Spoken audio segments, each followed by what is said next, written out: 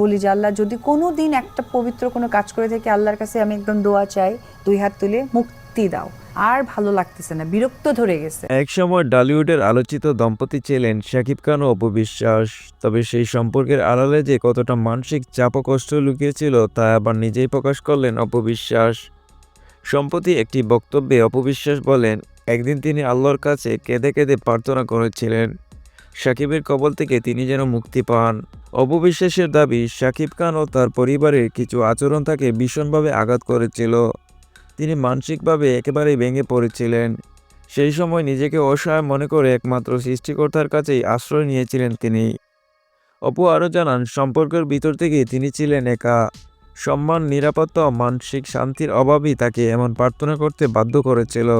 আজ সেই সময় পেছনে ফেলে একজন সিঙ্গেল মাদার হিসেবে নিজের জীবন নতুনভাবে গুছিয়ে নিয়েছেন অপু বিশ্বাস।